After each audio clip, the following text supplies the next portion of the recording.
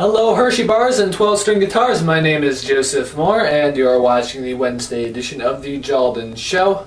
My name is Joseph Moore, in case you didn't know, and today we are discussing politics and issues and have 11 issues right here in my hat, and I'm going to be pulling one out at random. So, let's get to it.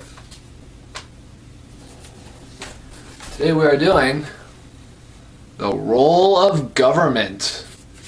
This one should be exciting. Okay, so this debate is certainly not a new one. It's been going on for about as long as man has ever had government. Certainly since the Enlightenment era.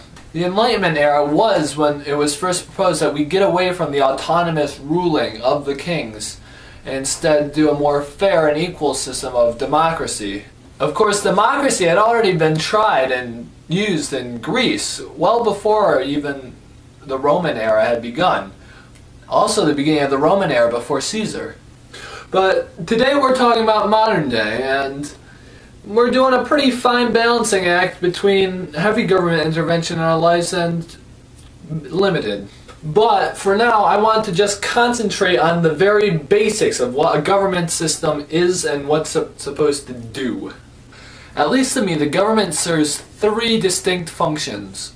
The first and foremost is to protect its citizens that inhabit the country. The citizens make up the backbone of the country. They're the taxpayers who pay for the government itself, and they're the people who benefit chiefly from the government. At least in our system, the government is set up by its citizens to help manage themselves. The citizens then vote on various measures to protect themselves, which include, but are not limited to, war, social security and welfare, and various civil rights measures. There is one misconception that I would like to clear up.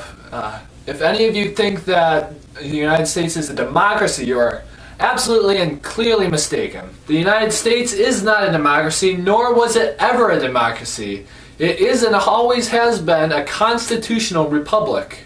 That means that its citizens elect representatives to create the laws and enforce them. But I suppose the whole point of this debate was for me to weigh in the issues on how far should government go in our lives.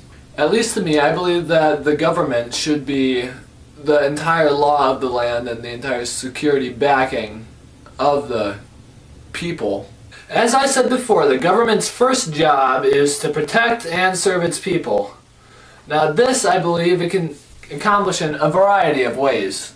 One is law enforcement through police, which is a very necessary step. It's like a national military, only inside to make sure things stay under simmers. However, you do see cases where, the police do get out of hand, which is perhaps a fault of the system itself, but probably more a moral failing. Police are necessary in our society, or else there'd be riots everywhere.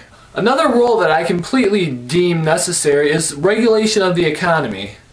Some people may disagree with me on this, but the economy is a very important part, and perhaps the government, it's not so much as it should be there as it needs to be there to compete with other countries like Europe, which is not a country, but all the countries in Europe, and China and Russia and everywhere else. We can't afford to not control the economy, otherwise it would just run out of control in a ridiculous boom and bust cycle. And eventually, I don't know, I don't want to say corporations would enslave us all, but that's a very distinct possibility. Okay, so I'm not going to give you an entire civics lesson on how government creates laws and enforces them and even interprets them through the courts.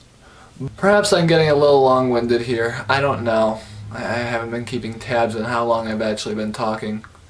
But considering that I've just been freeballing this, then I say I've been doing pretty good. I hope this answers any of your questions.